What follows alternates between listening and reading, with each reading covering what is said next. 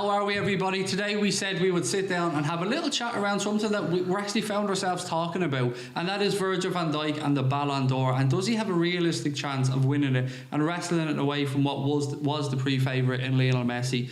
I suppose, look, Conor, a good place to start on this is the odds and with the bookies. A couple of days ago, Lionel Messi was a clear favourite. We heard Virgil van Dijk talking about the fact that he believes Messi's the greatest player in the world and he should win it every year. But some bookies have now pushed Virgil van Dijk a little bit ahead in the odds, and whilst that doesn't really mean anything other than people have put money down on him, what's your take on this? Does Virgil van Dijk deserve to be talked about in the conversation realistically to win the Ballon d'Or? I think he does. I think the fact that people are even putting him in contention means he should be winning it. Like, it's I know, I'm not saying it's easy, but Messi scores goals. It's very easy to get plaudits for being an attacker, for scoring goals. Defenders don't get recognition. And the fact that Van Dijk is being talked about so much, he's done so well. Champions League winner, nearly won the Premier League, probably might win the Nations League as well with Netherlands. I think he just deserves it. It's been a ridiculous season for a centre back. Yeah, it's very hard to have this conversation, Brian, and not automatically know that in the comments you're going to have everybody saying, but Messi is the greatest player of all time. And nobody is disputing that Lionel Messi is an absolute superstar. Colossus has been the best player of our generation, but that doesn't mean he automatically gets the award, him or Cristiano Ronaldo, every single year. It has to be looked at in the context of the previous season. And he's coming off a very good Premier League campaign, a European Cup winning campaign with his club. And as Conor said, it hasn't been played yet, but the Nations League final, as we record this, is going to be played tomorrow between Portugal and Holland. So he's a good chance to lift that as well. What else can he do? Yeah, and also the impact that he's had on a club the size of Liverpool. It's very few players in the last few years have come in and had such a positive impact on such a big club.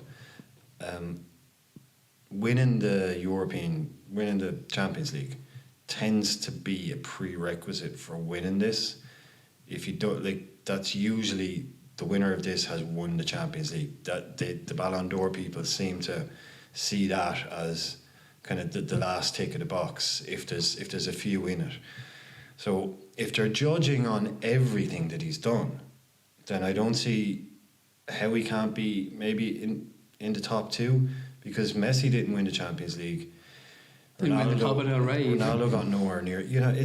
I think just for the impact that he's had, and I don't know if the Nations League will have any effect on it, but it's hard because we're not neutrals. But I think he deserves to win it. Yeah, I actually do. I think he deserves to win it. It's tough to look. You can look at Lionel Messi. I don't care about Cristiano Ronaldo in this conversation. By the way, I want to get that out there from the start. He can fuck right off as far as I'm concerned. This year he shouldn't be there. He's had a good year. He won the league with Juventus. Fair enough, great. Scored loads of goals. Fair play to him. But when it came to crunch time in the big competitions, and Cristiano Ronaldo throughout history has been a man that stepped up on the big occasions, scored massive goals. He's doing it for Portugal in the Nations League as well. For this, I think genuinely can only be between Messi and Virgil van Dijk this year. And if we try and look at them without a red tinted glasses on, Messi, again, another phenomenal year in Spain goal scoring wise. Nobody can say that he's not tipping towards. I think he's just gone over the hill personally, and he's on the downslide, and that's okay. He's 32 years of age or something like that. He's still a phenomenal player. He scored in the semi-final against us twice at the Nou Camp. I still won't forgive for pinching 10 or 15 yards for that free kick, by the way. But it was still an amazing free kick, showed what quality he has. But as you said earlier on, it's very easy to make an argument for a goal scorer and for somebody who you can put a highlight reel together of. It's much more difficult to make a concerted argument for somebody who stops things happening, or the best stuff he does probably isn't that dramatic because the first 2 or 3 yards are in his head. Yeah, like I've seen a lot of people say, oh, well, if Van Dijk's up for this year, then how come Varane didn't win it last year? Champions League and World Cup winner. But the difference there is Varane is in teams where he came in, the team was already at the top, they won stuff, he played good. Van Dijk has completely just changed this team. Like, he's been a complete revolution to this team. Like you see, we can see the lot of goals before he came in, and I think this season in the league, I think is that the lowest ever conceded or something. It's low. Again. It's a very good record in it, but he just completely changed the team. He's come in and he's just been phenomenal, and like he's won Champions League, Nations League, and all as well, doing well, captain in both Netherlands as well. Like, You were going to say Netherlands and Liverpool, weren't you? Nearly You were going to say, yeah, is that where you wanted to go? Are you happy with that? Do you want Jordan Henderson to stay captain? I'm not getting into this conversation. I do want Henderson to stay captain, but like he's a leader. He led the team. He is a leader, absolutely. I meant to say Marshall the defence more than captain, but yeah, he's just a complete leader. He's brilliant. And sticking to the Messi side of this, if we're to make an argument for Lionel Messi this season, without going into numbers, because to be quite honest, I don't think any of us know his numbers off the top of our head. Has he had a big enough impact on world football this year? He's got the Copa America coming up with Argentina, so that hasn't happened yet. He could go and win that with them. We know he wants international honours, hasn't won the World Cup with Argentina. This year, first year captain in Barcelona. A big deal was made about that. He said at the start of the season he wants to try and win the European Cup. They wanted the treble, which would be the Spanish Copa del Rey, the La Liga title, and the Champions League, and he got one of those three, lost in the Copa del Rey final to Valencia. It was very clear his head fell off after they lost in the semi-final to Liverpool. He was a broken man on the pitch. You can see that. The man even came out himself, and I love this about him, by the way, and he said that his son was playing with Liverpool on FIFA because they beat his daddy's team. I love, that deserves credit. I mean, that's great. It's good to see that side of him as well, but he isn't the same Lionel Messi that we seen when he was 28, 29, even 30 years of age. We can't shy away from that. His name cannot just be enough forever. His powers, that's a different question. I think he's a different player. I don't think he's doing what he used to do. So maybe some people look and say, oh, he's not doing this anymore, he's not doing that anymore. It's maybe a conscious decision. I would say he plays a different game now than when he did. He's played in maybe 4 different positions. He played right wing, played number 10, then played false 9, and now he's playing a more deeper kind of a playmaker type role. And he's been the best player in the world in every single one of those positions, the best player ever to play in those positions. I don't think he's... You think he's just on the way down? I don't think he's on the way down yet, but I think he's very close to that point that they all get to. He's adapted his game. Has he done enough? That's the thing. Is he a victim of his own success? Where you look at what he did this year and you look at the trophy that he won, the goals he scored, and you think, yeah, that's what Messi does. That's just Messi having a Messi season. The reason I think he's on his wane is a Lionel Messi of 2-3 years ago, Brian, would have taken that Champions League semi-final by the scruff of the neck, would have taken that Copa del Rey final by the scruff of the neck, and would have dragged Barcelona over the line, kicking and screaming with a moment or two of brilliance. And whilst those moments still appear, they are less frequent, and yet there's an argument that he's not surrounded by Xavi and Iniesta. He's not getting the same supply. He's having to come deeper for the ball. I take that on board. He's reinvented his game, as you've said, and rightly so. He's still putting in numbers. And we've got to keep going back to the fact that nobody's trying to downplay Lionel Messi's abilities here. Nobody's trying to just be disrespectful to him, because I absolutely adore Lionel Messi. I think he's the greatest player of our generation, bar none. But I do firmly believe that this season he does not deserve to win the Ballon d'Or. No, I don't think. There's whether he deserves to win the Ballon d'Or or whether he's a player that's on the wane, two different things. He definitely doesn't deserve to win the Ballon d'Or this year. I don't think. He's been phenomenal. He should be in the final 3 or something. But phenomenal is what Messi does, and I think he sometimes suffers from that because people just expect levels that other players can't even dream of, and he just churns it out week after week. So, like I was saying, if they look at the Ballon d'Or prize as a whole, Van Dijk has done more than Messi has done. But if it's just on numbers and who's the most famous player, then Messi will probably still get it. But I don't think there should be any question. Like, I wasn't even thinking about this topic until we started talking about it earlier. It's like, oh, he might win, he might not. But the more I think about it, the more it's like, yeah, Van Dijk he does deserve to be Ballon d'Or winner.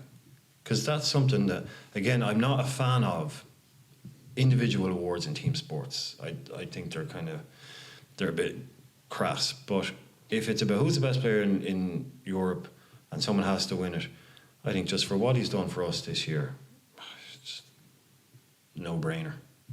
You touched on earlier on about the awards that he's won. We forgot that he won the Premier League Player of the Year as well. We forgot that award. And whilst I absolutely Champions League final as well. Yeah, I absolutely take on board what Brian has said about there is a bit of an off thing to individual awards in a team sport. That's a fair point, but I still want him to win it, mate. And If it's there to be won, the defender hasn't won it since Fabio Cannavaro, which was 2006. After World Cup. Yeah. So that's a long time. And in that time, to be fair, we've seen two of the greatest attacking players the game has seen in Cristiano Ronaldo and Lionel Messi at their peak, and head and shoulders above everybody else for a very long time. But we may see the likes of Kylian Mbappe come out in the future. Matter of time with that kid, isn't it? Yeah, so this for me right now, if it's going on merit, taken off our rose-tinted glasses, I absolutely firmly believe that Virgil van Dijk deserves to win the Ballon d'Or. The way I look at it is, if he doesn't win it, then when will a defender ever win it? You can't get better than what he's done this year.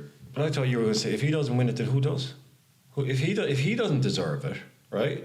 If Van Dijk isn't good enough to have won the Ballon d'Or, then who is? If we're judging this by the top level of European football, which, as you said, previous winners a lot of the time does come from the Champions League winner. Last year, Modric came from that fantastic 3 in a row Madrid side. There was an argument for Varane, as you said, he had a great season as well. And it's very hard to have this conversation and back your own choice and not try and be disrespectful to other people, because we don't want to be disrespectful at all here. And I understand there's going to be Lionel Messi fans screaming at us saying that he scored this and done this. Yes, he did. But Virgil van Dijk deserves this award. And for me, there's no change in my mind on this one. I think Van Dijk wins it. Do you think he will win the award? I think he will. I think he gets. So it's a player vote thing, isn't it? There's a couple of different. The Ballon, I always get confused if one's voted for by the European writers, one's voted for by managers, captains, and writers. I think there's 2 different awards. One's the European football writers, and one's by managers and captains around Europe. Yeah, one is France Football, as far as I know. They run the vote on. It's their award. Yeah, but isn't it run by? But there is a voting, because it always. I think it's voted for by the national by players, and club managers. captains. It always comes out. The week after, there's always some story that comes out. Ex-manager voted for Y player in the Ballon d'Or. There's always some little kind of interesting thing that comes out. Some manager says he should have won it because when I voted for him. So and you get people like Raheem Sterling vote. It's journalists for this one. Brilliant. So you get Raheem Sterling then voting for fucking Harry Kane as well. Just don't tell me that's anything but strategic voting. That was nonsense. Yeah, but I'm going back to. I'm only thinking about it again. Who are you going to give it to? If he wasn't good enough to win, if he wasn't the best, you're asking Conor, does he think he will? Forget about should, could, all that. Do I think he will get the award? I'm starting to lean towards that he will. I think he's such a presence. Something about there's clearly something about him, And as you said, it's journalists voting, so cheers for clearing that up. But there's another one we can clear that up later, but there is another one. Yeah, there is another one, but for this we know it's journalists around Europe, and he's been in the headlines a lot. He's been linked again to a lifetime Liverpool contract, which is great, but you've also seen that Real Madrid have been linked to him. Everybody and their mother will want to sign Virgil van Dijk. Someone said this last night. He said Van Dijk wants a new contract to stay at Liverpool for the rest of his career. It's all he needs is a 1-year extension, and he's there till he's 31. It's not like we're giving him a 10-year deal. We have him for his peak years. Absolutely. Yeah, no worry about you could definitely see Van Dijk still bossing defence of that 46. He's that good. Yeah, so, but it's I don't think there's sort of any fans that are worried, we need to get him on a deal now to get the best years. We're getting his best years. 27, 28, 29, 30. Those will be his absolute peak years. We don't need to worry about him going anywhere. Yeah, but you have to remember, he would have been behind John Stones at City. That's the only reason he came to us. That's guaranteed first team football. He wouldn't have gotten that at City. No way. Look, to bring this back around, it seems like we're unanimous on this one. We all believe that. We believe, we hope, we think, we want. Yeah, so it's full house. We think that he should and will win the Ballon d'Or, yes? Just about starting to think he will, but I really only started thinking about it properly today. But yeah, I really genuinely think it is mad that we talk with the Ballon d'Or in June, isn't it? It's crazy, yeah.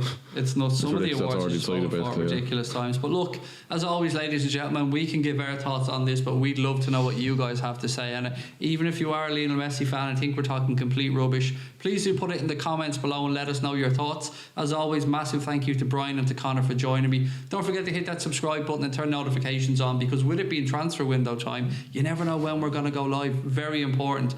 As always, guys, thank you so much for watching, and up the motherfucking Reds.